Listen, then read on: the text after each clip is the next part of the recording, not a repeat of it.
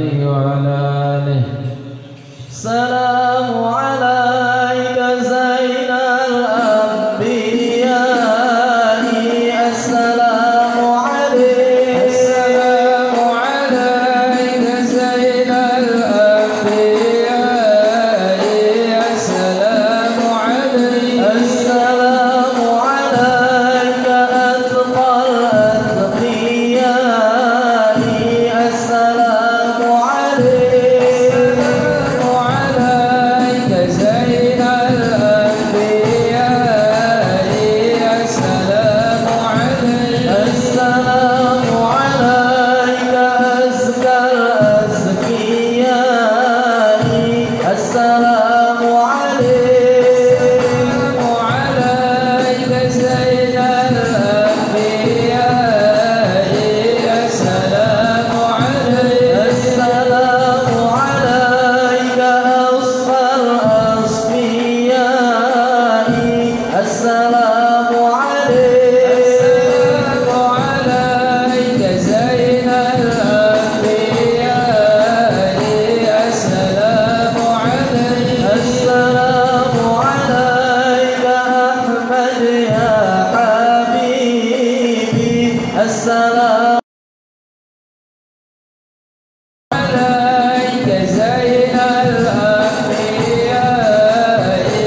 السلام عليك، السلام عليك طه يا طبيبي، السلام عليك، السلام عليك زين الأنبياء، السلام عليك، السلام عليك يا مسكي وطيبي، السلام عليك، السلام عليك زين الأنبياء، السلام عليك، السلام على المقدم بالإمامة، السلام عليك، السلام عليك زين الأنبياء، السلام عليك، السلام على المظلل بالغمامة، السلام عليك، السلام عليك زين الأنبياء، السلام عليك، السلام على المشفع في القيامة، السلام عليك، السلام عليك زين الأنبياء، السلام عليك. أعوذ بالله من الشيطان الرجيم. بسم الله الرحمن الرحيم. إنا فتحنا لك فتحا مبينا ليغفر لك الله ما تقدم من ذنبك وما تأخر ويتم نعمته عليك ويهديك صراطا مستقيما وينصرك الله نصرا عزيزا. لقد جاءكم رسول من أنفسكم عزيز عليه ما عنتم حريص عليكم بالمؤمنين رؤوف رحيم. فإن تولوا فقل حسبي الله حسبي الله لا إله إلا هو عليه توكل العظيم. وملائكته يصلون على النبي يا أيها الذين آمنوا صلوا عليه وسلموا تسليما. اللهم صل وسلم وبارك عليه وعلى آله.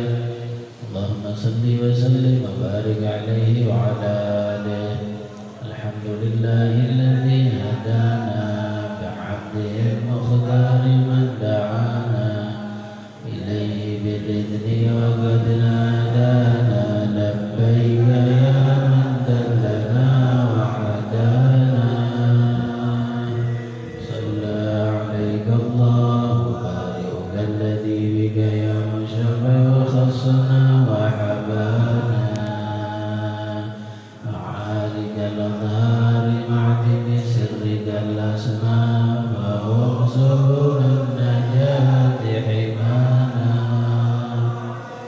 وعلى صحابتك الكرام حماة دينك أصبحوا لولائه عنوانا والتابعين لهم بصدق ما حدا هذه المودة هيج الأشجانا والله ما ذكر الحبيب لدى المحب إلا وضحى والها نشوانا تبرانا فاهتاجت الأرواح تشتاق اللقاء وتحن تسأل ربها رضوانا حال المحبين كذلك فاسمع إلى زيار المشفع ورهب الآذانا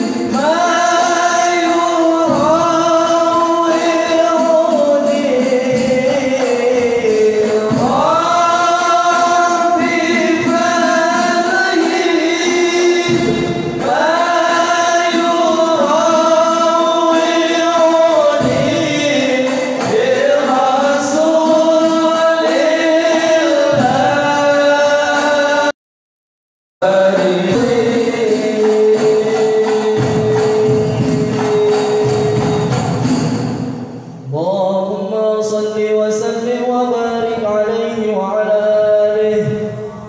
هذا وقد نشر الإله جهوده في الكتب بينها لنا تبيانا. أخذ ميثاق النبيين لما آتيتكم من حكمة إحسانا. وجاءكم رسولنا لتؤمنن وتنصرون وتصبحون أعوانا. قد بشروا أقوامهم بأم أول شافع ومشفع أنا قد لا أتوانى. حتى هنا نرفع وسل تعطى وكل يسمع لكونك نجم فخرك بانا. ولواء حمد الله فلقد حباك الله منه حنانا. ولسوف يعطيك فترضى جل من معط تقاصر عن عطاه نهانا. بالله كرر ذكر وصف محمد كيما تزيح عن القلوب الرانا. يا ربنا صل وسلم دائما على حبيبك من إليك دعانا. اللهم صل وسلم وبارك عليه وعلى آله. طريق خير الورى دعوة إلى الله دعوة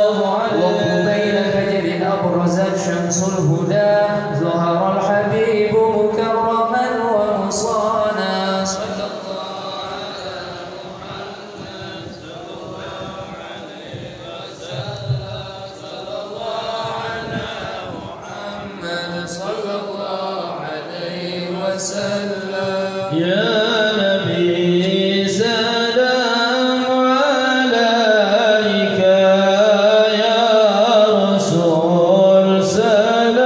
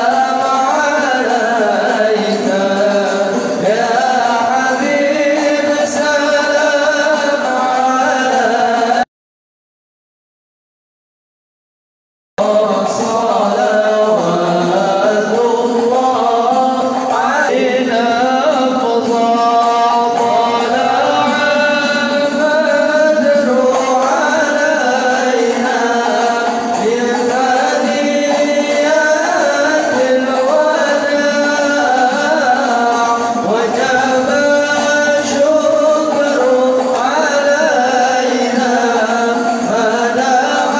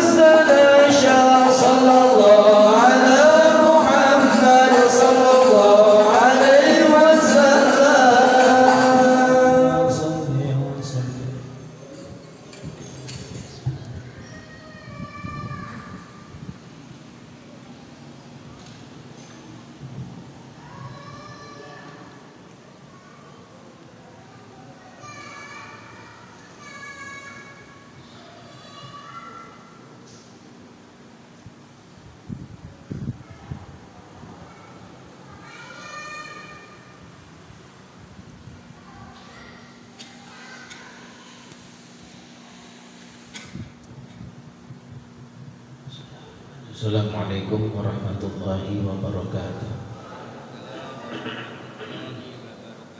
Alhamdulillah wassalatu wassalamu ala sayyidina Rasulillah Muhammad ibn Abdullah wa ala alihi wa sahbihi wa man tabi'ahu wa wala la hawla wa la quwwata illa billahi amma ba'd.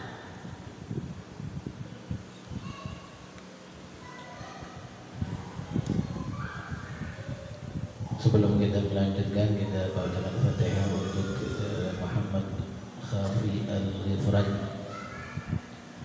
anak dari Bapak Dai Kurniawan yang berulang tahun hari ini, jamaah dari Bangka. Juga diampuni segala dosa beliau, karena Allah telah angkat derajatnya di sisi Allah Subhanahu wa taala. Ala hadhihi niyati kulliha ila hadratin Nabi Muhammad sallallahu alaihi wa sahbihi wa sallam wa sirrul Fatihah. A'udzu billahi minasyaitonir rajim. Bismillahirrahmanirrahim. Alhamdulillahi rabbil alamin arrahmanir rahim maliki yaumiddin. Iyyaka na'budu wa iyyaka nasta'in ihdinas siratal mustaqim.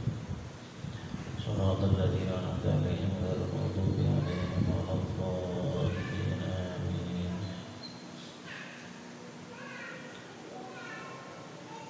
Hadirin hadirat yang dimuliakan Allah.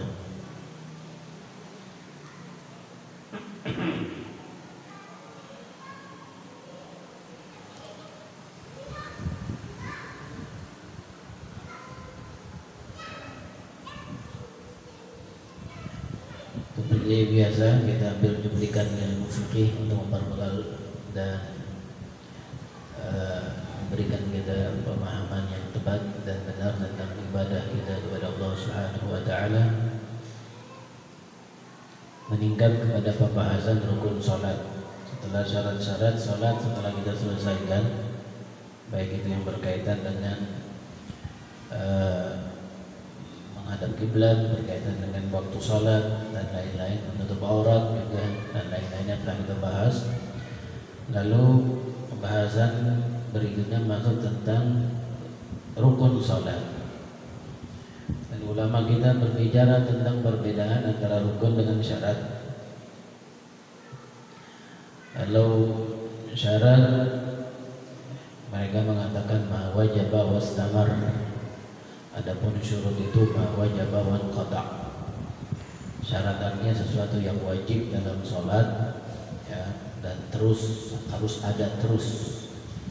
Seperti tutup aurat harus terus ada dari awal salat sampai akhir salat. Ya, begitu juga menghadap kiblat harus terus menghadap kiblat dari awal salat sampai akhir salat. Itu namanya syarat, sesuatu yang wajib ada dan terus ada.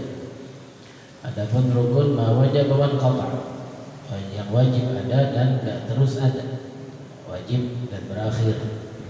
Seperti apa? Baca Fatihah, itu namanya rukun salat. Enggak selalunya kita baca Fatihah. Kita baca Fatihah hanya ketika kita berdiri, rakaat pertama, kedua, ketiga, keempat, untuk berdiri baca Fatihah. Di ruku enggak baca Fatihah lagi. Ya, tidak baca Fatihah, ada bacaan yang lainnya. Sujud begitu juga. Itu namanya rukun, sesuatu yang wajib ada tapi ada yang bilang 17, ada yang bilang 18, ada yang bilang 21, macam-macam. Ya. Dan saya nggak akan membahas itu dan perbedaan pendapat itu, tapi yang akan saya bahas adalah yang penting-pentingnya aja. Yang pertama, masalah rukun yang pertama yaitu niat.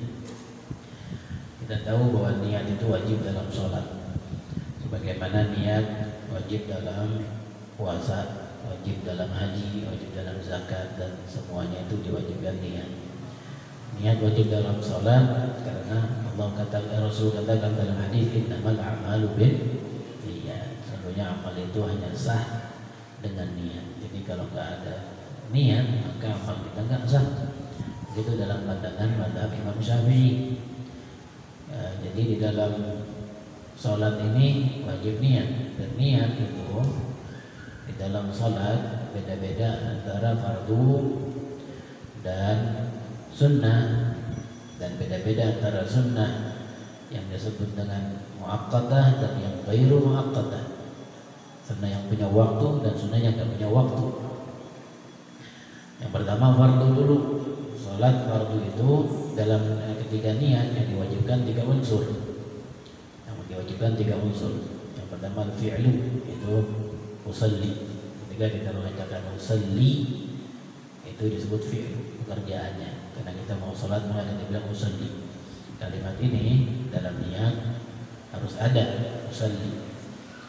Lalu fardiyah, kita singgung apakah salat itu fardu atau enggak. Karena kita salat fardu maka kita sebut wajib fardu. Salli fardu. Fardunya fardu zuhri atau asri atau maghrib atau isya. Maka minimal kalau salat fardu kita bilang usalli fardu zuhri, usalli fardu asri, usalli fardu maghrib. Ada kalimat usalli, ada al-fard, disebutkan fardunya, kemudian ditentukan sholatnya apa, sholat zuhur, asar, maghrib, isya.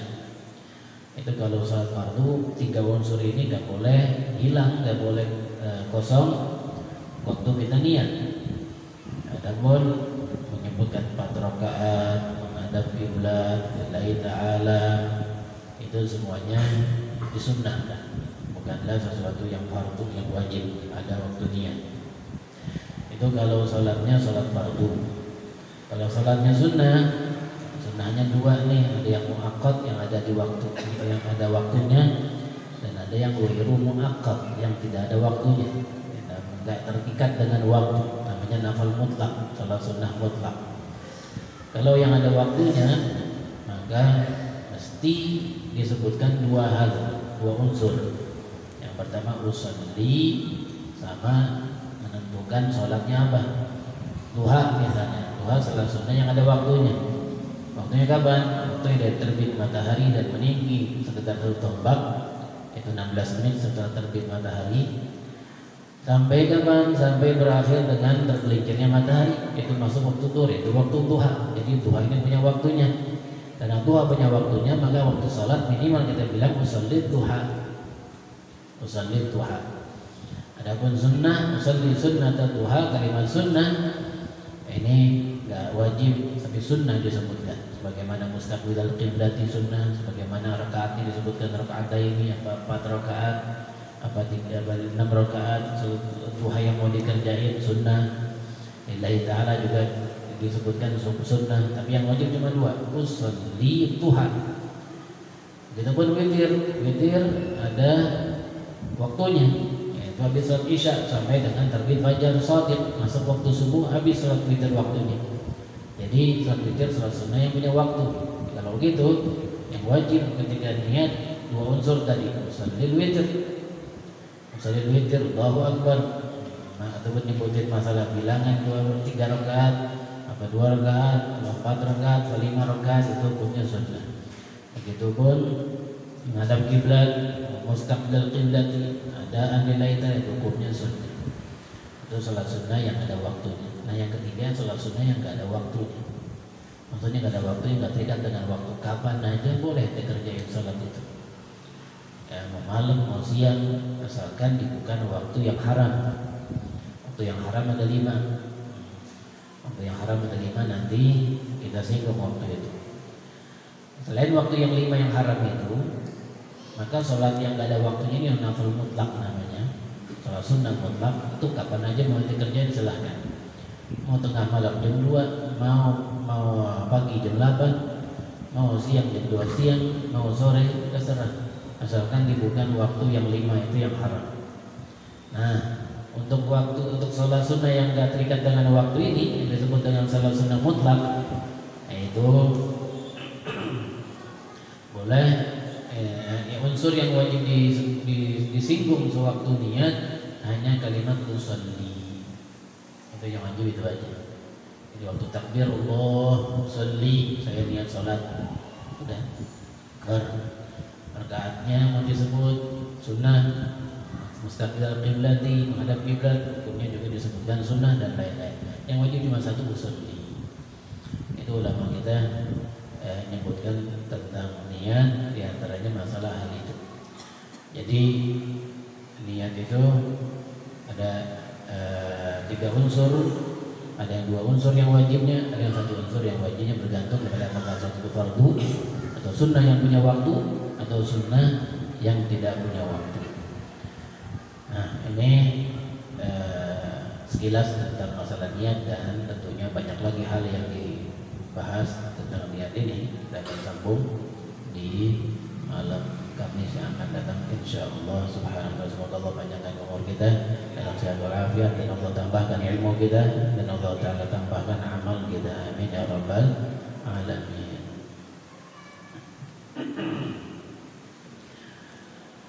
Dan kita ucapkan ahlan wa sahlan kepada guru-guru kita yang hadir, dan orang tua kita yang hadir, di antaranya Fadilatul Mukarram Fadilatul Ustaz Muhammad Nur, dan hadir bersama kita Fadilatul Mukarram Fadilatul Ustaz Farhan Al-Faris, kemudian guru kita Fadilatul Mukarram Fadilatul Ustaz Haji Ahmad Istiqlal, ya, dan orang tua kita hadir bersama kita Bapak Zaiduri. Semoga Allah Subhanahu wa Ta'ala berkahi detik-detik beliau. Beliau diberikan penjagaan oleh Allah Subhanahu wa Ta'ala, keberkahan waktu dan keberkahan ilmunya. Allah Ta'ala berikan kepada kita juga manfaat ilmu mereka. Amin ya rabbal alamin. Satu hal Fatihah yang saya lupa, yaitu ayahanda Bapak Kiai Haji Mahmud Madani yang biasa hadir, yang malam ini berhalangan hadir karena beliau baru saja menjalankan operasi mata, ya, masa operasi katarak di salah satu matanya, masih dalam masa istirahat sehingga beliau nggak bisa hadir. Kita baca Al-Fatihah, semoga Allah Ta'ala segerakan kesembuhannya, dan Allah Ta'ala sehatkan badannya, sehatkan anggota tubuhnya, dan sehatkan umur, dan Allah ibadah kepada Allah Subhanahu wa Ta'ala. Al-Fatihah. Alhamdulillah, insyaallah. Bismillahirrahmanirrahim. Alhamdulillah Rabbil alamin, arrahmanirrahim, maliki yaumiddin, iyyaka na'budu wa iyyaka nasta'in, ihdinas siratal mustaqim, siratal ladzina an'amta 'alaihim ghairil maghdubi 'alaihim waladdallin. Amin. Kita mohonkan dari Ustaz Farhan Al-Faris untuk memberikan kita wejangan dan pencerahan. Kita berdoa masyhur.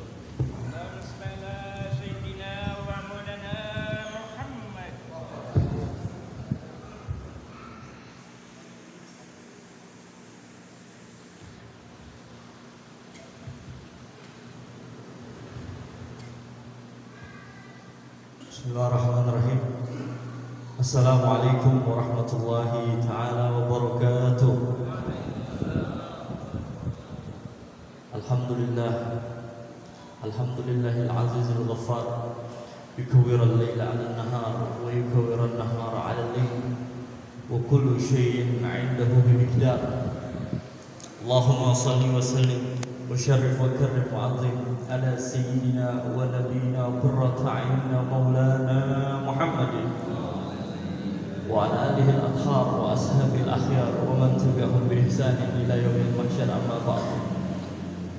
Al-mukarramun yang sama-sama kita hormati, kita muliakan, guru kita Fadilatul Syekh Adailullah Kiai Al-Hajj Khairullah Ramli, kita doakan semoga sehat afiat, panjang umur, selalu diberikan keberkahan oleh Allah Subhanahu wa Ta'ala. Guru kita Ustaz Ahmad Istiqlal, Ustaz Ahmad Sahri, Ustaz Muhammad Nur, dan Bapak Zaiduri, dan yang tidak dapat kami sebutkan namanya satu persatu, semoga Allah berikan keberkahan dalam hidupnya, disehatkan badannya, dan diberikan kesabaran dalam membina kita semua. Amin ya rabbal alamin. Hadirin hadirat jamaah majlis Adia Ulama yang dimuliakan dan dicintai oleh Allah Subhanahu wa Ta'ala.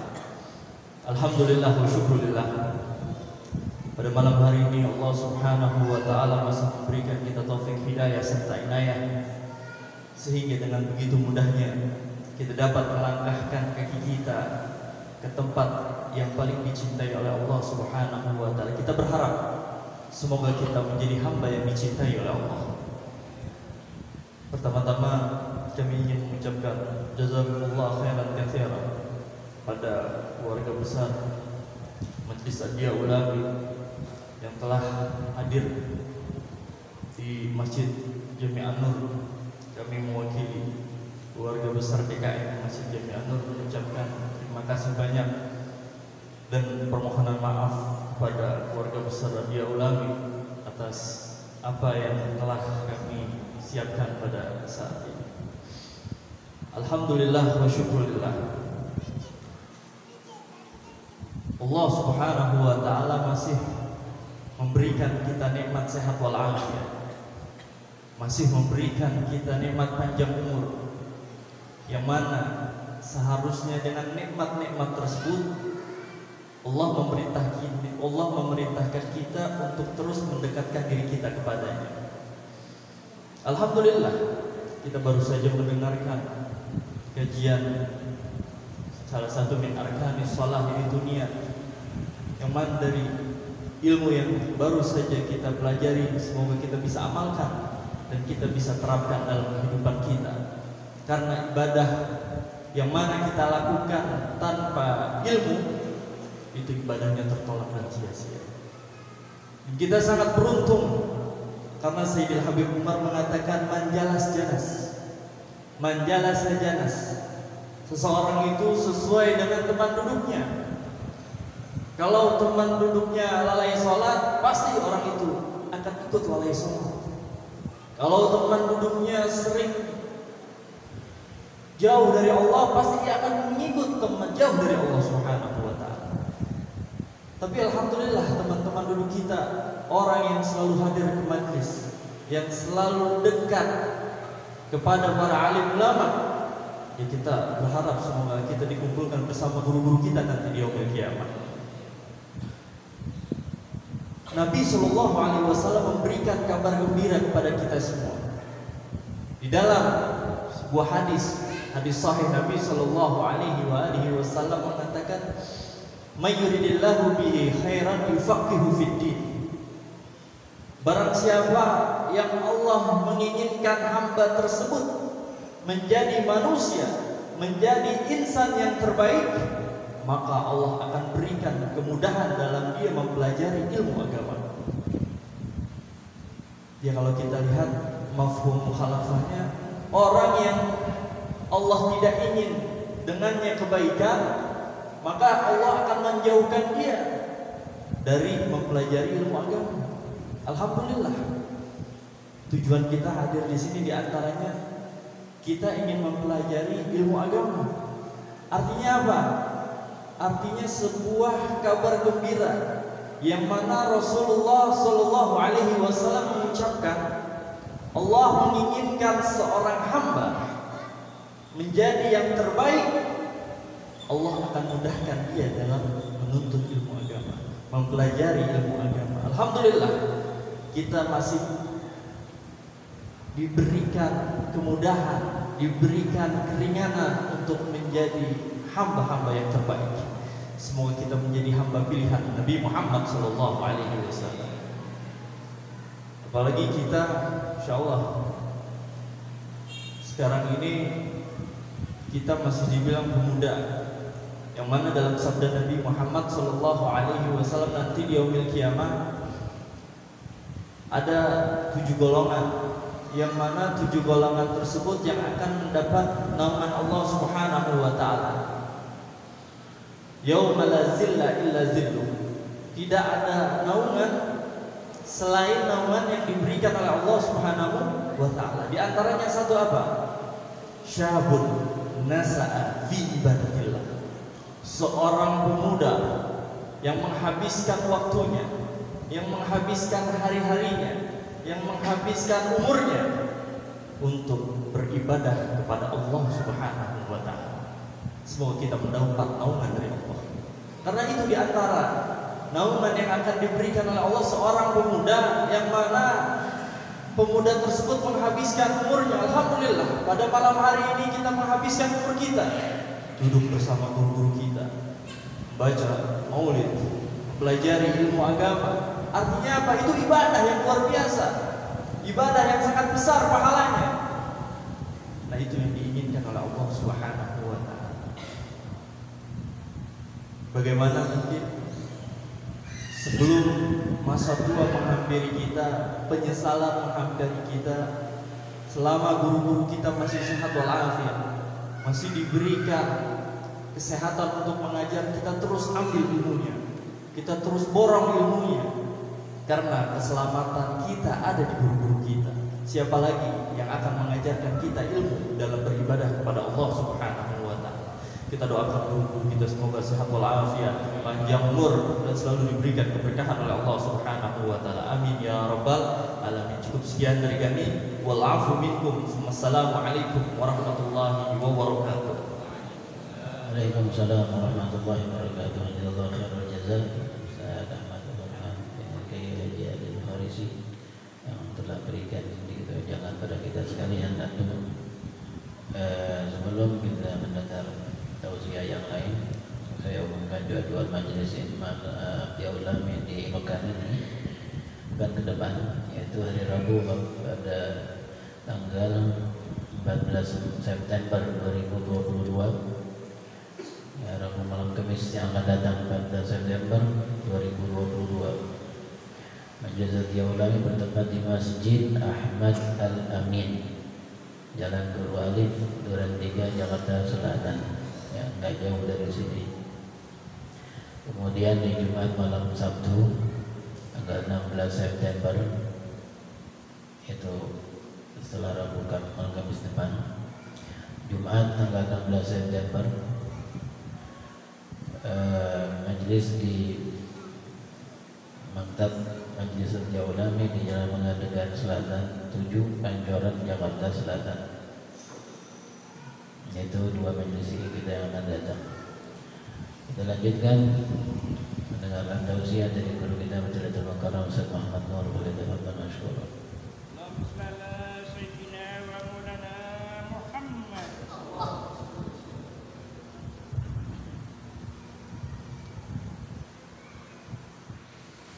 Assalamualaikum warahmatullahi wabarakatuh. Alhamdulillah rabbil alamin. Allahumma salli ala sayyidina Muhammadin wa ala ali sayyidina Muhammad. Yang saya hormati, yang sangat kita hormati guru mulia kita Fadilatul Ustaz Adai Allah Kiai Khairullah Ramli. Semoga panjangkan umur beliau dengan sehat walafiat lahir maupun batin beliau. Mahajat hajat beliau, baik yang beliau telah minta kepada Allah, yang sedang beliau minta kepada Allah, yang beliau lupa minta kepada Allah, semoga kabul oleh Allah Subhanahu wa Ta'ala. Guru-guru kita Ustaz Muhammad Syahri, Ustaz Ahmad Istikhari, Ustaz Ahmad Farhan, Ustaz Bapak Zainuri, semoga beliau senantiasa dalam keberkahan dari Allah Subhanahu wa Ta'ala. Dan semoga kita yang hadir semoga mendapatkan rahmat dan berkah dari Allah Subhanahu wa Ta'ala. Alhamdulillah, alhamdulillah rabbil alamin. Kita panjatkan puji dan syukur kehadirat Allah Subhanahu wa Ta'ala di malam yang mulia ini, di tempat yang mulia ini, kita masih dimuliakan oleh Allah Subhanahu wa Ta'ala untuk duduk di tempat yang mulia, untuk memandang guru-guru kita yang mulia, untuk berselawat kepada Nabi kita yang mulia. Selawat dan salam tidak lupa kita tujukan kepada Nabi kita Nabi besar Muhammad sallallahu alaihi wasallam, saya keluarga dan para sahabatnya, semoga kelak kita mendapatkan syafaat baginda Nabi Muhammad sallallahu alaihi wasallam. Ma'asyiral muslimin rahimakumullah. Alangkah beruntungnya kita menjadi umat Nabi Muhammad sallallahu alaihi wasallam. Karena Allah Subhanahu wa taala berfirman, "Wa rafa'na laka dzikrak." Allah telah menyebut nama Nabi Muhammad, Allah telah mengangkat penyebutan Nabi Muhammad sallallahu alaihi wasallam setinggi-tingginya. Setiap orang yang azan disebut nama Allah, pasti disebut nama Nabi Muhammad SAW. Ketika kita membaca salat, di akhir salat kita membaca tahiyat, disebut nama Allah, diiringi nama Nabi Muhammad SAW. Bagi orang yang ingin masuk Islam, menyebut nama Allah, bersahadat dengan nama Allah, diiringi nama Nabi Muhammad SAW. Tanpa diiringi nama Nabi Muhammad SAW, maka semuanya itu tidak sah. Kenapa? Karena Nabi kita telah diangkat penyebutannya oleh Allah Subhanahu wa Ta'ala. Bukan hanya Rasulullah yang diangkat penyebutannya, namanya oleh Allah Subhanahu wa Ta'ala, pun kita diangkat oleh Allah Subhanahu wa Ta'ala. Kita menjadi mulia dengan sebab Nabi kita Nabi Muhammad SAW dimuliakan oleh Allah Subhanahu wa Ta'ala. Maka siapapun orangnya, tanpa memandang jabatannya, tanpa memandang hartanya, tanpa memandang bentuk fisiknya, selama dia berdampingan dengan Nabi Muhammad SAW, maka ini yang bikin dia jadi mulia. Siapa yang gak kenal Abu Jahal, Abu Lahab, mempunyai kekayaan, mempunyai kegantengan, mempunyai semua yang sangat luar biasa, tapi memusuhi Nabi Muhammad SAW, maka dia menjadi orang yang terhina di dunia. Dan siapa yang tidak kenal dengan Abdullah bin Mas'ud atau Ibnu Mas'ud, padahal fisik beliau sangat pendek, tapi mempunyai kedekatan dengan Nabi Muhammad SAW, beriman kepada Nabi Muhammad SAW, maka diangkat penyebutannya oleh Allah Subhanahu Wa Taala karena berdekatan dengan Nabi Muhammad SAW. Suatu saat Ibnu Mas'ud radhiyallahu anhu naik ke pohon Arab, pohon siwak, ingin mengambil kayu siwak. Karena orangnya kecil, berada di atas pohon, lalu datang angin meniupnya, lalu terombang-ambing di atas dahan itu pohon sampai betisnya harus kelihatan. Para sahabat melihat betis Ibnu Mas'ud yang begitu kecilnya sehingga mereka tertawa. Melihat pemandangan betapa kecilnya betis daripada Ibnu Mas'ud, memang fisik beliau yang kecil. Lalu ketika para sahabat sedang tertawa, datanglah baginda Nabi Muhammad SAW. Ya. Lalu Nabi Muhammad bertanya, wahai para sahabatku, apa yang bikin kalian tertawa? Mereka menjawab, kami melihat betis Ibnu Mas'ud, ya Rasulullah, begitu kecilnya. Apa kata Rasulullah SAW? Demi Allah, seandainya ditimbang betis Ibnu Mas'ud dengan gunung Uhud, maka akan lebih berat daripada betis Abdullah bin Mas'ud. Betisnya dapat mengalahi beratnya gunung Uhud di pandangan Allah Subhanahu Wa Taala. Kenapa? Karena Ibnu Mas'ud berdampingan dengan Nabi Muhammad SAW. Karena nama Rasulullah telah diangkat oleh Allah Subhanahu Wa Taala. Karena Ibnu Mas'ud berdekatan dengan Nabi Muhammad SAW, diangkat tanpa memandang bentuk fisiknya, tanpa memandang keadaannya. Kena berdampingan dengan Nabi Muhammad SAW, diangkat oleh Allah Subhanahu Wa Taala. Pun kita yang hadir di sini tidak perlu kita risau dengan keadaan kita, dengan keadaan fisik kita, dengan memandang orang-orang di luar sana. Tapi kita bersyukur kepada Allah Subhanahu Wa Taala telah dipilih oleh Allah Subhanahu Wa Taala, bukan hanya menjadi umat Nabi Muhammad SAW, tapi kita dipilih oleh Allah Subhanahu Wa Taala untuk duduk di majelis Nabi Muhammad SAW, untuk duduk berselawat kepada Nabi Muhammad SAW, untuk duduk lebih kenal lagi dengan Nabi Muhammad SAW, untuk duduk untuk lebih memperdalam kerinduan kita, kecintaan kita kepada Nabi Muhammad SAW. Bukankah ini nikmat yang sangat luar biasa?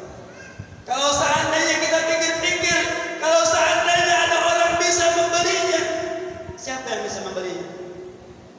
Sekalipun kekayaannya sangat luar biasa, siapa yang bisa membeli nikmat ini? Kalau bukan pemberian dari Allah Subhanahu Wa Taala. Allah berikan ini nikmat tanpa memandang siapapun, tanpa memandang keadaannya bagaimanapun, tapi dipilih oleh Allah Subhanahu Wa Taala. Oleh karena itu tidak ada yang pantas keluar dari lisan kita kecuali alhamdulillah, ala syukurillah, ala ni'amillah, ala barakatillah. Kita dipilih oleh Allah Subhanahu Wa Taala. Sebelum guru kita pulang dari Hadramaut, Allah Taala sudah tentukan bakal ada majelis macam ini dipimpin oleh guru kita, dan orang-orang yang akan mengikutinya telah dipilih oleh Allah Subhanahu Wa Taala.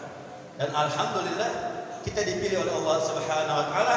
Semoga sampai detik akhir hayat kita tidak terputus dari majelis kecuali kematian yang menjemput kita. Semoga kehadiran kita di sini mewariskan husnul khatimah. Allah Taala mudahkan lisan kita untuk mengucapkan la ilaha illallah Muhammadur Rasulullah sallallahu alaihi wasallam. Waalaikumsalam warahmatullahi wabarakatuh. Jazakallahu khairan jazaa Ustaz Muhammad Nur atas tausiah yang beliau sampaikan. Semoga semua yang kita dengar di malam ini, para tausiah para guru kita, memberikan cahaya di hati kita dan kelapangan di dalam hati, kekuatan di dalam iman dan kekuatan di dalam yakin kita kepada Allah Subhanahu Wa Taala. Amin ya rabbal alamin. Hadirin hadirat yang dimuliakan Allah. Hamdan li Rabbin khassana bi Muhammadin wa anqadhana min dhulmatil jahli wad dayajiri الحمد لله الذي هدانا بعبده المختار من دعانا إليه بالإذن وقد نادانا لبيك يا من دلنا وهدانا صلى الله وسلم وبارك عليه وعلى آله. الحمد لله الذي جمعنا بهذا المجمع الكريم المبارك. Limpahan puji kehadirat Allah, dengannya kita dapat hadir di tempat mulia ini, dengannya kita dapat mendekat kepada zat yang mulia itu, dengannya kita mendapatkan insyaallah syafaat Nabi yang termulia itu, dengannya kita mendapatkan segala keberkahan-keberkahan yang Dia telah tetapkan untuk hamba-hambanya di alam dunia sebelum mereka mendatangi alam akhirat berjumpa dengannya. Dan dari sekian hamba mulianya yang Allah dekatkan kepadanya dan kepada rahmatnya, pemimpin mereka dan penghulu mereka tiada lain adalah Nabi Muhammad sallallahu alaihi wasallam, An-Nabiyul Ummi, Al-Hashim Al-Arabi, Nabi yang ummi dari Bani Hashim dan dari bangsa Arab, yang beliau katakan di dalam hadis, man abghadal Arab faqad abghadani, barang siapa yang benci Arab berarti telah benci kepadaku, karena beliau bagian daripada bangsa Arab. Walaupun terutus oleh Allah Subhanahu wa taala kepada sekalian alam, tapi telah ditakdirkan oleh Allah taala bahwa di antara makhluknya yang satu lebih tinggi tingkatannya daripada yang lain, maka Allah taala pilih mereka, dipilih bangsa Arab dari bangsa yang lainnya, dipilih dari bangsa Arab suku-suku mulia, dan di antara yang terpilih adalah Bani Hashim. Lalu di antara Bani Hashim dipilih oleh Allah Subhanahu wa taala, dan terpilihlah Nabi Muhammad sallallahu alaihi wasallam. Maka Rasul pun mengatakan, "Ana khiyarun min khiyar." Maka aku adalah yang terbaik dari orang-orang pilihan yang terbaik. Tidak ada yang terbaik melebihi Sayyidina Muhammad. Tidak ada yang termulia melebihi Sayyidina Muhammad. Tidak ada yang lebih indah melebihi Sayyidina Muhammad sallallahu alaihi wasallam. Begitu mulianya di mata Allah, sehingga apa yang diminta oleh Nabi yang lain, beliau tidak memintanya diberikan oleh Allah Jalla Jalaluhu. Yang lain memintanya, kemudian baru diberikan oleh Allah setelah mereka meminta. Tapi Rasul sallallahu alaihi wasallam, beliau tidak memintanya, sudah diberikan Allah Jalla Jalaluhu. Allah berfirman di dalam Al-Quran tentang permintaan Nabi Allah Musa alaihi salatu wasallam, yang masyhur ayat ini di telinga kita dan sering kita dengar dari para guru. Allah berfirman menghikayatkan ucapan Nabi Allah Musa, Rabbi syrah li sadri wa yassir li amri wahlul 'uqdatam min lisani yafqahu qawli, dan seterusnya. Rabbi syrah li sadri, katanya di dalam doa Nabi Allah Musa itu, ya Rabb, lapangkan dadaku. Rabbi syrah li sadri, ya Rabb, lapangkan dadaku. Tapi Rasul tidak meminta itu, Allah Ta'ala berikan sebelum dia memintanya.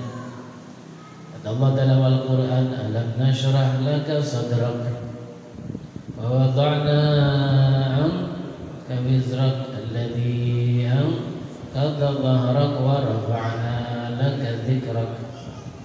Alam nashrah laka sadrak, bukankah aku telah lapangkan dadamu? Allah telah melapangkan dada Rasul yang diminta oleh Nabi Allah Musa. Nabi Musa mendapatkannya setelah meminta, Nabi Muhammad mendapatkannya tanpa dia minta. Karena begitu dicintainya beliau oleh Allah Ta'ala, lebih daripada anbiya yang lain, lebih daripada rasul-rasul yang lain.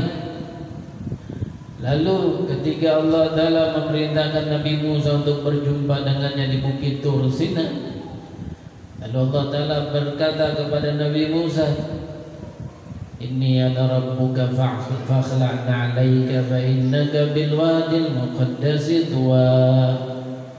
Kata Allah Ta'ala, sungguh aku ini adalah Tuhanmu, fakhla'na 'alaik, maka lepaskan kau punya sendal. Fa innaka bil wadil muqaddas tuwa, sungguh kau berada di lembah muqaddas, lembah yang disucikan, yaitu lembah Tua. Tempat Allah Ta'ala memperdengarkan kalimatnya dan ucapannya kepada Nabi Allah Musa, disucikan lembah itu, dan saking sucinya Nabi Allah Musa enggak boleh masuk memakai sendalnya. Tapi di tempat yang lebih agung daripada lembah Tua, lebih mulia daripada lembah Tua, melewati Sidratul Muntaha, Rasul mendatangi tempat mulia itu, dan sendal beliau ketika menghadap Allah Ta'ala bahkan dipakainya. Tidak diperintahkan Allah bahkan agar Rasul melepaskan sendalnya seperti yang perintahkan kepada Nabi Allah Musa, padahal tempatnya lebih mulia dari tempat lembah Tua. Salah satu bilangan tempat yang ada di dunia ini di Palestina sana, tempatnya yang didatangi Rasul di alam yang gak pernah dipijak bahkan oleh Sayyidina Jibril sekalipun sebagai Raisul Malaikah, kepala para malaikat seluruhnya, sehingga beliau harus berkata kepada Nabi Allah sallallahu alaihi wasallam, ya Muhammad, di sini kita harus berpisah. Anta in taqaddamta ikhtaraqta wa ana in taqaddamtu ihtaraqtu. Kau jikalau engkau maju ke depan, kau akan tembus tabir ini, dan tapi aku, jikalau aku maju selangkah saja, aku akan terbakar. Maka disebutkan dalam satu riwayat, ketika Rasul bersikeras kepada Sayyidina Jibril agar ikut mendampinginya terus, dan mengatakan kepada Sayyidina Jibril, Abi mithli hadzal makan yatrukul khalilu khalilah. Kata Sayyidina Rasul kepada Sayyidina Jibril, apakah di tempat seperti ini sahabat meninggalkan sahabatnya? Maka beliau pun meminta kepada Sayyidina Jibril untuk mendampinginya terus maju ke depan. Lalu imtisalan, mengerjakan perintah Rasul, beliau melangkah.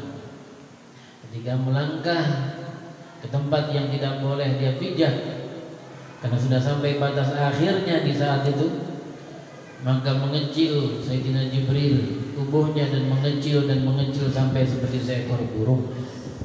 Padahal wujud aslinya disebutkan, wujud aslinya ketika diperlihatkan kepada Rasulullah SAW dengan izin Allah, yang mana Sayyidina Jibril memiliki 600 buah sayap.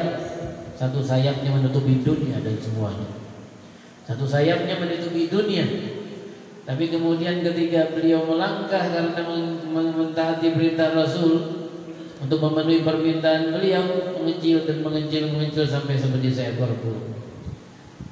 Kata Rasul, lihat langsung, ya, aku bukan lagi tempatku di sini. Sayyidina Jibril antara menjalankan perintah dan kemudian menjadi seperti itu. Di tempat yang gak pernah dipijak oleh Jibril sekalipun, ya, tempat yang begitu mulia, bahkan sendalnya Rasulullah enggak diperintahkan Allah untuk dilepas. Sallu ala Muhammad sallallahu alaihi wasallam. Maka ketika seseorang di alam dunia ini merasa begitu sangat terinspirasi dengan cerita kehidupan seseorang yang ada ataupun yang telah wafat, maka tentunya akan banyak inspirasi yang kita dapat ketika kita mempelajari dan mendalami kehidupan Sayyidina Muhammad sallallahu alaihi wasallam. Dan sampai kita kepada pembahasan kisah seorang sahabat yang dulu saat itu masih musyrik di waktu beliau hijrah, yaitu yang bernama Suraqah bin Malik. Diriwayatkan oleh Imam Al-Bukhari dan Muslim, bagaimana diriwayatkan oleh Imam Ahmad bin Hanbal dalam kitab Musnad beliau, dan para ulama yang lain, bahwa Suraqah bin Malik yang berasal dari Bani Mudlij sedang duduk bersama kawan-kawannya di salah satu tempat. Kemudian datang para utusan kaum Quraisy yang memberitakan tentang harga kepala setiap orang dari Sayyidina Rasul dan Sayyidina Abu Bakar, bahwa setiap orang ini dihargakan 100 onta. Siapapun yang bisa menangkapnya, hidup atau mati, setiap kepalanya dapat 100 onta. Datang utusan itu kepada Suraqah bin Malik di tempat beliau duduk bersama kawan-kawannya.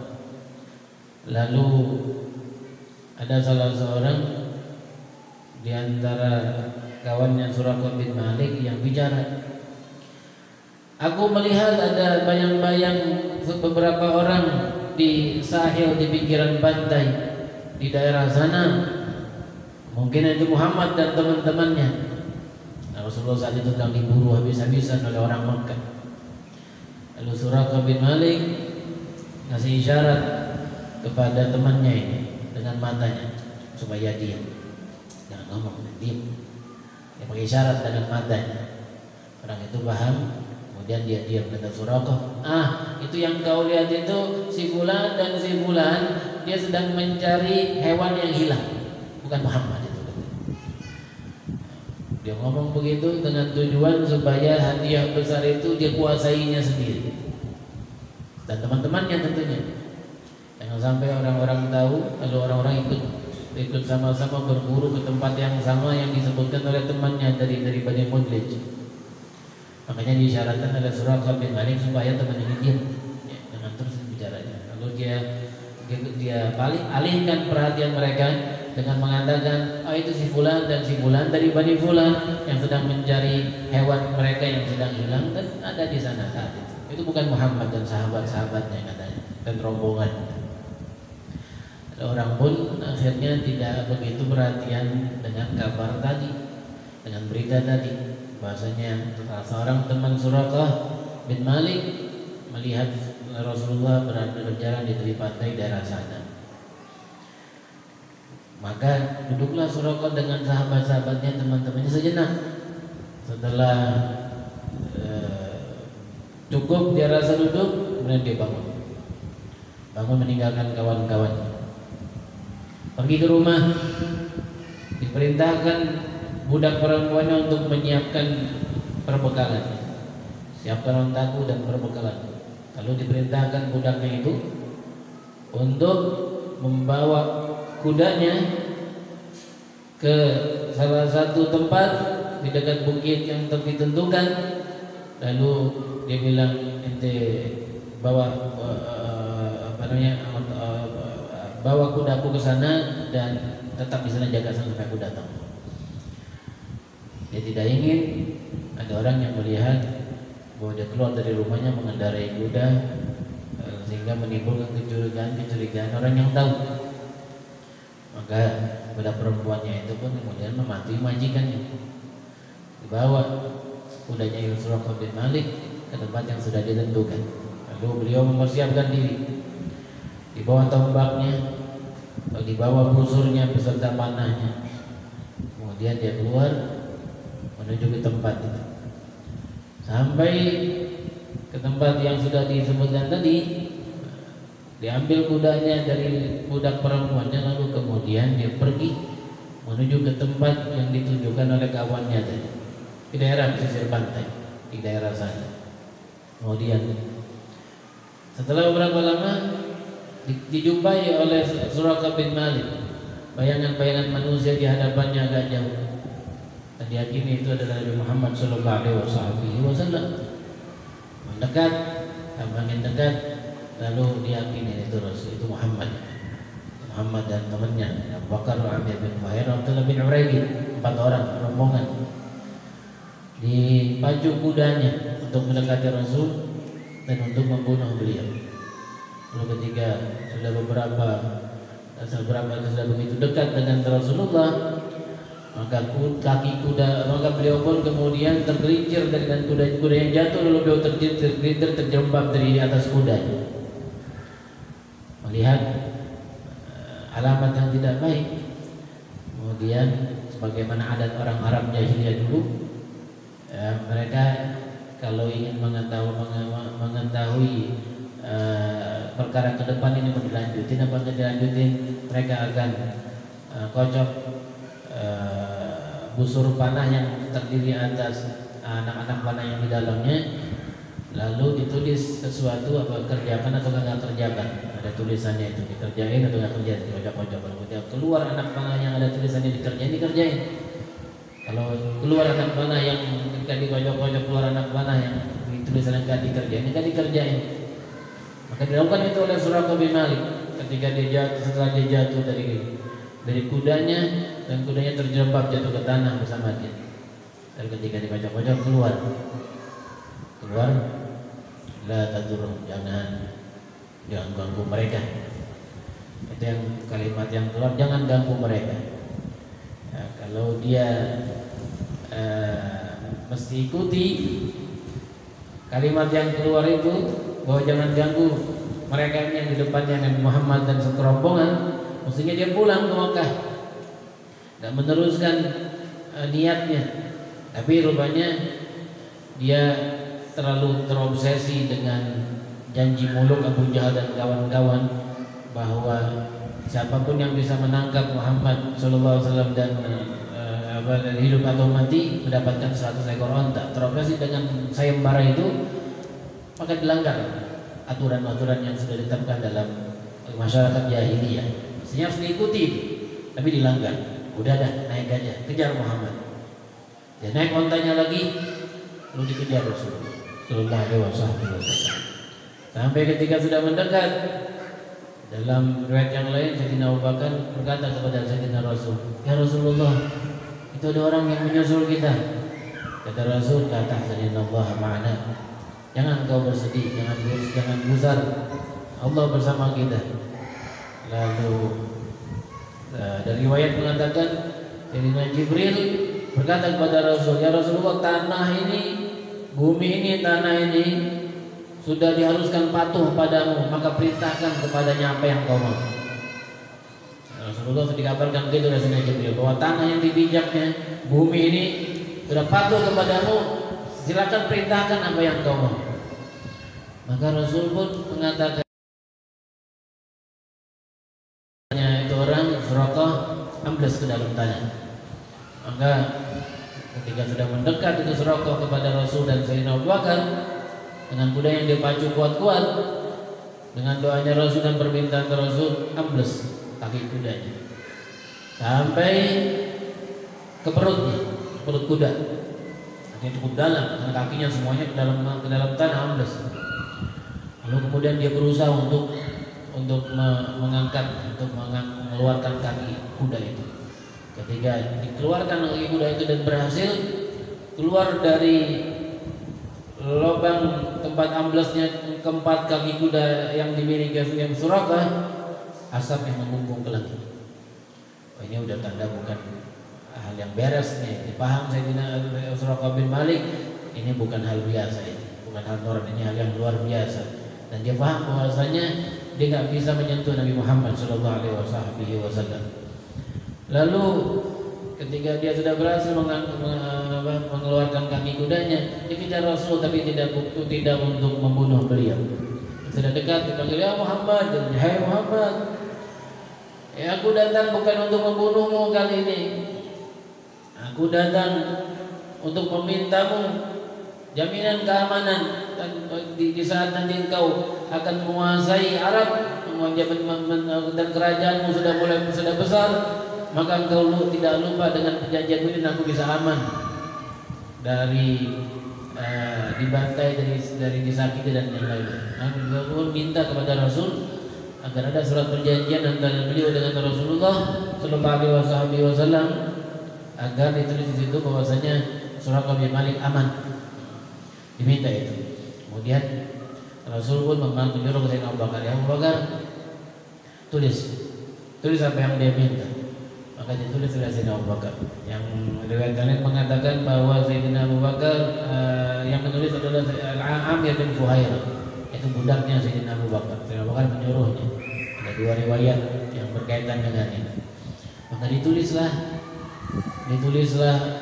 perjanjian itu. Lalu Rasul mengatakan setelah itu, kata Rasul kepada Suraqah, ya Suraqah, hai Suraqah, kaifa bika idza tasawwarta bi siwarai Kaisar. Bagaimana nanti menurutmu tatkala engkau akan memakai dua gelang-gelang kaisar? Kata Suraqah bin Malik, ya Muhammad, Kaisar bin Hurmuz. Kaisar bin Hurmuz kah itu? Ya, kata Rasulullah. Kaisar bin Hurmuz raja Persia, orang negara adidaya saat itu. Lalu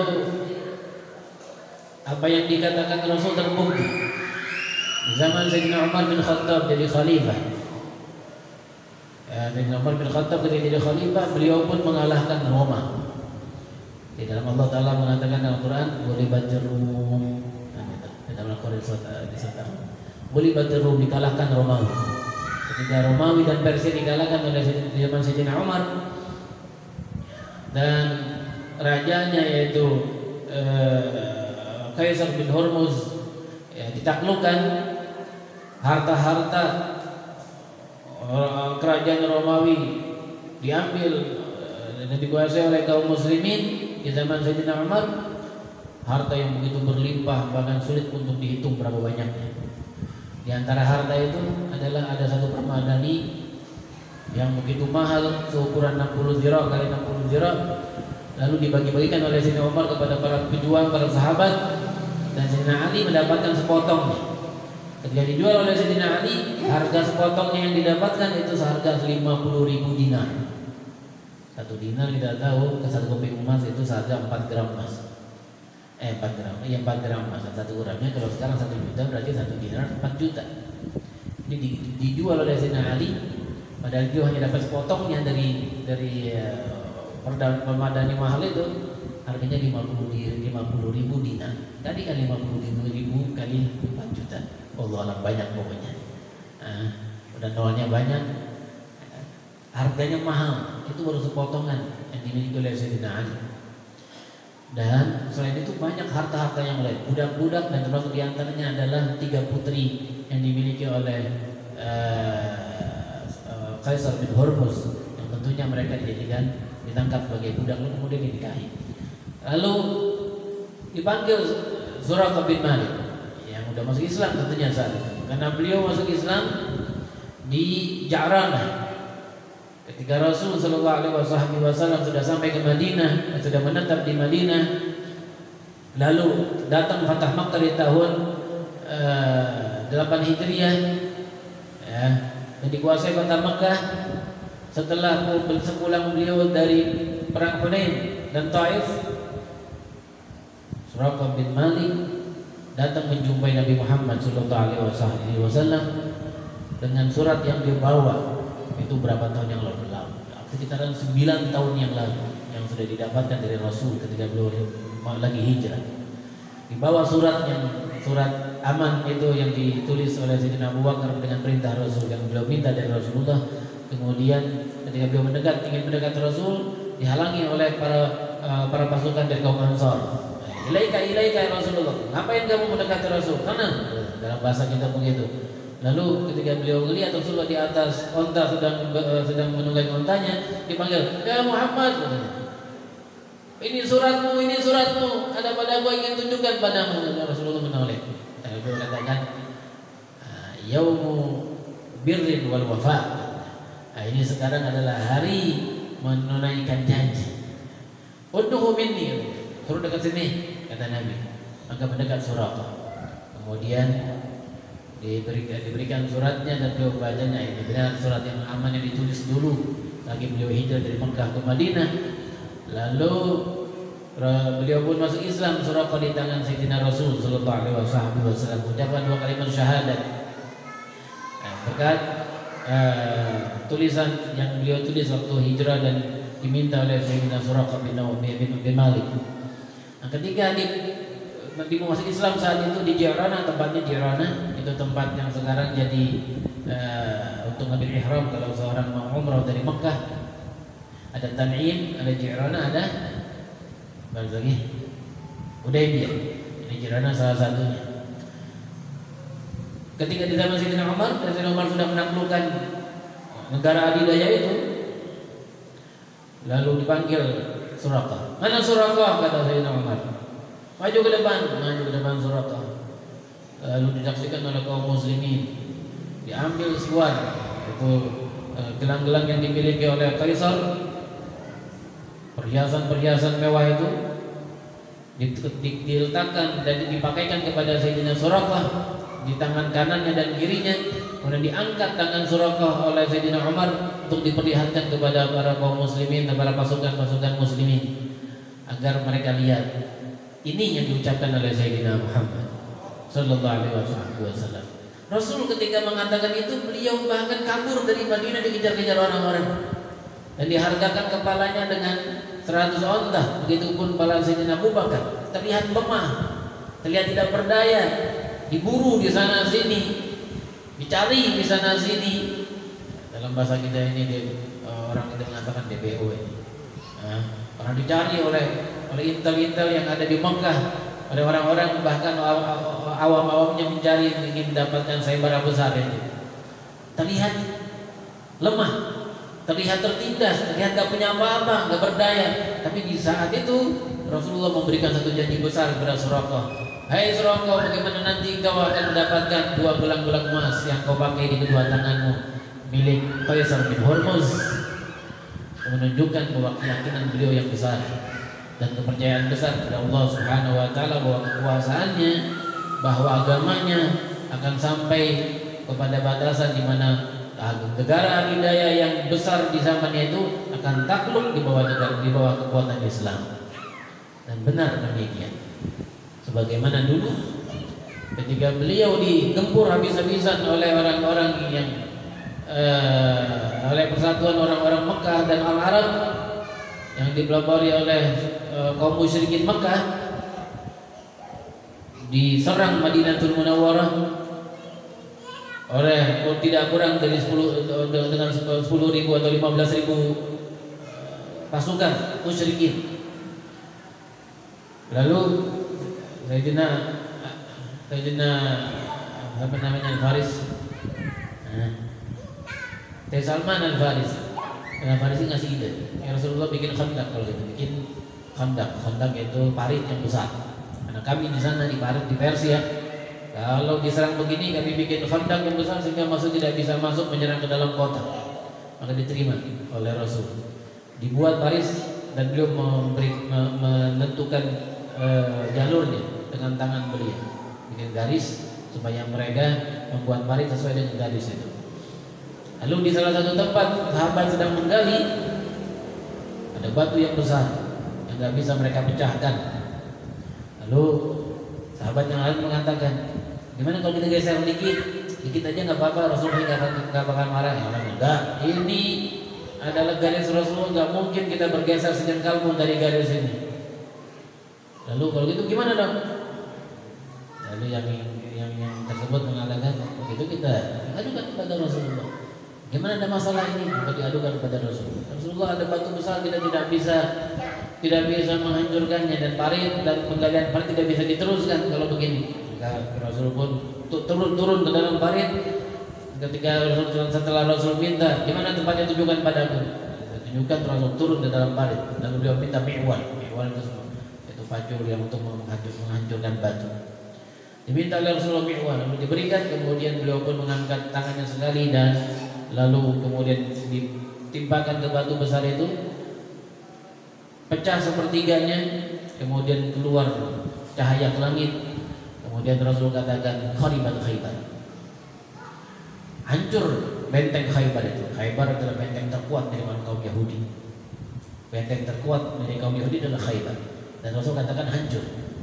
Lalu yang kedua, yang ketiga, ketika 3 kali sudah dihantamkan oleh Rasul, maka pecah berkeping-keping kayu batu besar itu. Dan kedua ketiga beliau katakan, Futihal Rum, Futihal Faris, akan diberikan kepada kemenangan atas negeri Rum dan negeri Persia. Padahal beliau saat itu sedang digempur habis-habisan oleh kaum musyrikin yang jumlahnya lebih dari 10.000 orang, bahkan dikatakan 15.000 orang.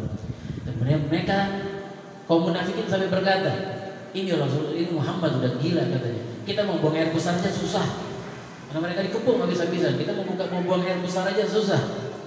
Nah sekarang dibilang akan diberikan kepada aku kemenangan atas kota Persia, kota Romawi dan kota Khaybar. Ya, benteng Khaybar akan ditaklukkan oleh kita. Ini Muhammad gila katanya orang-orang munafikin. Tapi begitu Rasul Sallallahu Alaihi Wasallam dalam perjuangannya selalu didasarkan dengan keyakinan, dan beliau tahu bahwasanya agamanya akan sampai ke tempat-tempat besar itu dan mereka akan ditaklukkan di bawah kekuatan Islam. Dan apa yang dikatakan oleh Rasulullah semua terjadi. Sayyidina Umar ingin para sahabat itu lihat bahwasanya yang disabdakan oleh Rasul beberapa tahun lalu ketika beliau hijrah, walaupun dalam keadaan sepertinya tidak terberdaya, seakan-akan beliau tidak mempunyai kekuatan apa-apa. Kalau beliau katakan kepada Suraqah begini dan begitu, maka saksikan bahwa apa yang disabdakan oleh beliau terbukti saat ini. Beliau angkat tangan Sayyidina Suraqah dengan gelang-gelang kaisar yang ada di tangan keduanya, agar para sahabat melihat dan bertambah yakin mereka kepada Allah Subhanahu wa taala dan Rasulnya, bahwa semua kalimat-kalimat yang keluar dari mulut mulia itu tidak ada satupun yang meleset dari apa yang dikatakan oleh Sayyidina Muhammad sallallahu alaihi wasallam. Begitulah kisah tentang Suraqah bin Malik. Ya, tentunya masih ada tersisa tentang beliau sampai beliau kemudian Rasul kemudian sampai ke Madinatul Munawwarah. Yang terakhir yang disebutkan yang ingin saya singgung juga adalah berjumpa beliau dengan salah seorang yang bernama Buraidah dengan kaumnya yang berjumlah 70 orang sebelum masuk Madinatul Munawwarah. Lalu Rasul bertanya kepada mereka, "Mana siapa engkau?" "Aku Buraidah." Buraidah itu dari kata barat artinya sejuk. Maka Rasul katakan kepada Sayyidina Abu Bakar, "Hai Abu Bakar, baru dah amruna." Kalau gitu orang ini bakal sejuk ini. Tafaul Rasul mengambil makna baik dari apa yang dia dengar. Dari suku mana engkau, kata Rasul. Lalu dijawab, "Kami dari Aslam." Oh, lalu beliau katakan kepada Sayyidina Abu Bakar, "Wahai Abu Bakar, salimna." Kalau gitu kita akan selamat. Lalu mereka masuk Islam. Buraidah masuk Islam di tangan Rasul. Setelah Rasulullah memperlihatkan mukjizatnya kepada beliau, sewaktu beliau tanya kepada Buraidah, "Apakah kau punya susu minuman? Kami ingin minum." Kami tidak punya susu, itu ada nafkah. Ada satu onta yang baru melahirkan dan melahirkannya nggak normal. Artinya kalau melahirkan nggak normal begitu ada susunya. Itu hanya itu yang kami punya. Lalu kemudian Rasul mendekati onta itu, kemudian seperti yang beliau lakukan kepada kambing yang mau ma'bad, ditepuk-tepuk payudara onta dan kemudian keluar susu yang banyak. Diperlihatkan kepada Buraidah, dan Buraidah itu tercengang dengan apa yang dilihatnya. Lalu beliau mengatakan, "Wallahi demi Allah tidak akan terjadi ini kecuali di tangan seorang nabi." Masuk Islam Buraidah, dan bersama 70 orang bersamanya masuk Islam. Lalu Buraidah mengatakan, "Wahai Rasulullah, kalau engkau mau masuk Madinah, maka bawalah liwat, bawalah panji." Lalu Rasul menerima nasihatnya, kemudian dilepas imamahnya, dan imamahnya diikat di atas ujung tombak yang ada tajamnya itu, di atas ujung tombak diikat imamah beliau, dan beliau kemudian membawa itu masuk ke negeri Madinatul Munawwarah sesuai dengan arahan Buraidah yang baru masuk Islam saat itu. Dan mereka beliau masuk Islam dengan 70 orang sahabat sallallahu alaihi wasallam. Dalam satu kejap 70 orang bersama Buraidah masuk Islam dan mendapatkan hidayah dari Allah Subhanahu wa taala. Baru berjumpa sekali dengan Nabi Muhammad sallallahu alaihi wasallam. Semoga Allah taala berikan kita anwar dan cahaya hijrahnya Rasul sallallahu alaihi wasallam dan kisah-kisah mulia beliau yang tertuliskan di dalam sejarah, tertuliskan di dalam Al-Qur'an. Allah taala berfirman dalam Al-Qur'an, "Laqad kana fi qasasihim ibratun lil albab." Sungguh di dalam kisah-kisah mereka ada ibrah untuk mereka yang mempunyai untuk mereka yang mempunyai hati dan mempunyai akal, yang berpikir dan menggunakan akalnya dan menggunakan hatinya yang bersih, maka dia akan dapatkan bahwa Rasulullah sallallahu alaihi wasallam adalah orang yang benar, yang tidak pernah menipu, orang yang membawa hidayah, dan tidak dipungkiri itu bahkan oleh Abu Jahal yang memerangi beliau sebagai pamannya, yang menjegal seluruh dakwah beliau pada beliau pamannya. Tapi ketika ditanya, "Kenapa engkau memerangi Muhammad? Apakah Muhammad itu berdusta?" Katanya,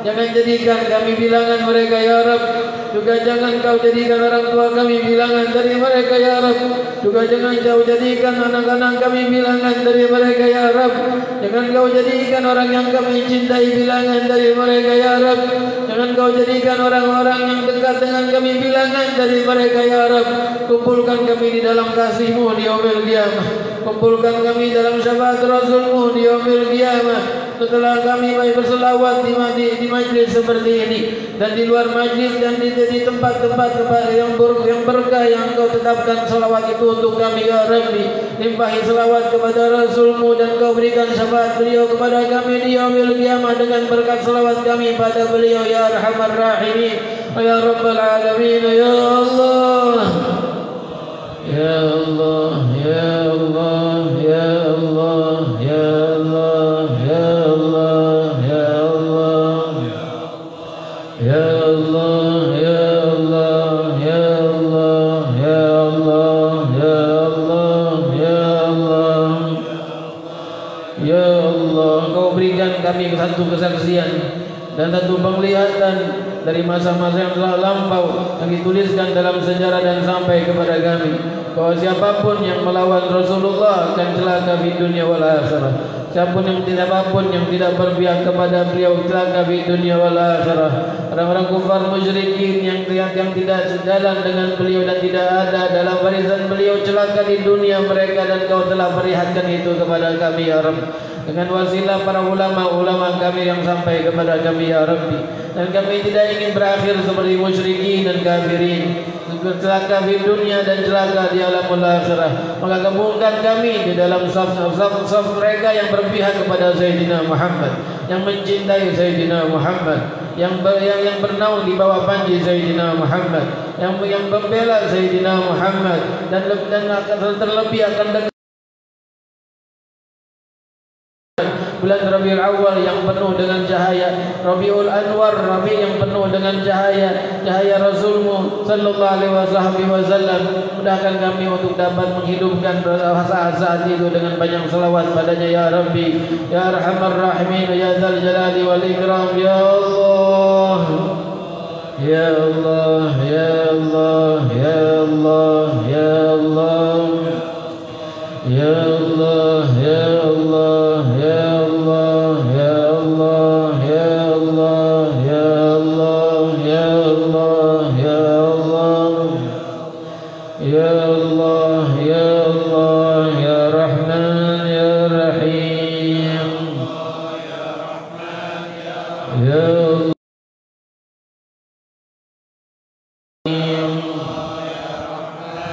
Ya Allah, Ya Rahman, Ya Rahim. La ilaha illallah, La ilaha illallah, La ilaha illallah.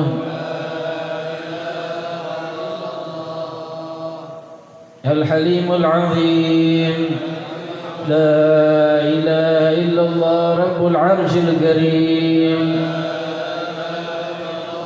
لا إله إلا الله رب السماوات رب الأرض رب العرش العظيم.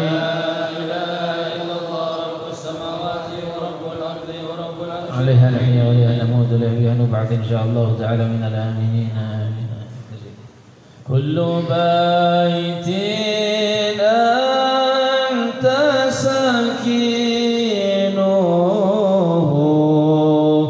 ليس محتاجا إلى سروج ومريض أنت عيده قد أتاه الله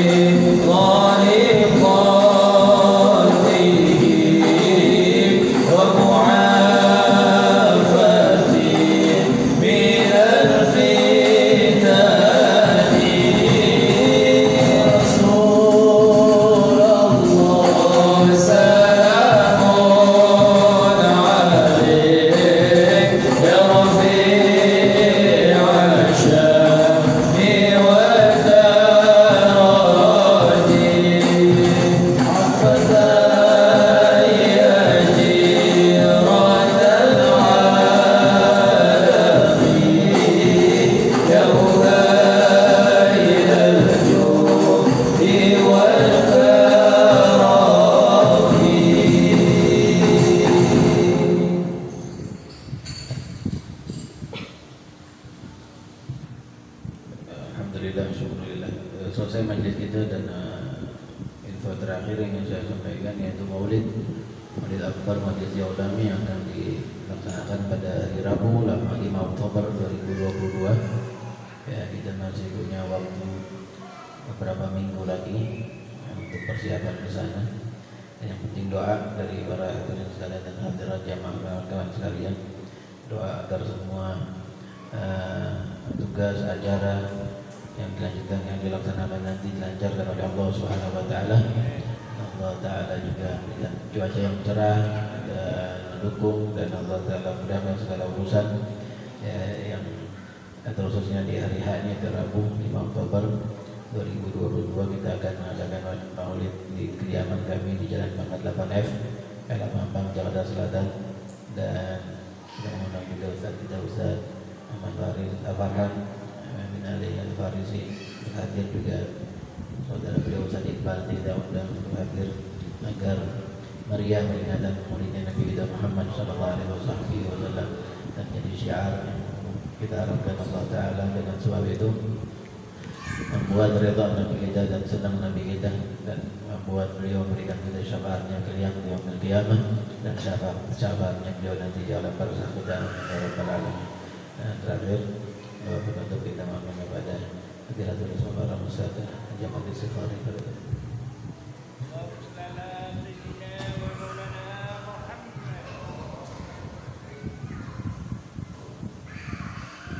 Al-Fatihah. A'udzubillahi minasyaitonir rajim. Bismillahirrahmanirrahim. Alhamdulillahirabbil alamin arrahmanir rahim maliki yaumiddin. Iyyaka na'budu wa iyyaka nasta'in. Ihdinas siratal mustaqim. Shiratal ladzina an'amta 'alaihim ghairil maghdubi 'alaihim waladdallin. Amin. Allahumma bihaqqil Fatihah, sirril Fatihah, bi karamatil Fatihah, bi syafa'atil Fatihah, bi mu'jizatil Fatihah. Allahumma ya man waffaqa ahlal khair lil khair wa a'anahum 'alaihi waffiqna lil khair wa a'inna 'alaihi. Allahumma la tahrimna khairan ma 'indak li syarri ma 'indana. Allahumma ij'al jam'ana hadha jam'an marhuma wa tafarruqana min ba'di tafarruqan ma'suma wa la taj'al fina wa la minna wa la ma'ana syaqiyyan wa la mahruman wa la mafruda bi rahmatik wa fadlik wa judik wa karamik ya akramal akramin ya arhamar rahimin ya dzal jalali wal ikram. Da'wahum fiha subhanakallahumma wa tahiyyatuhum fiha salam wa akhiru da'wana alhamdulillahi rabbil alamin.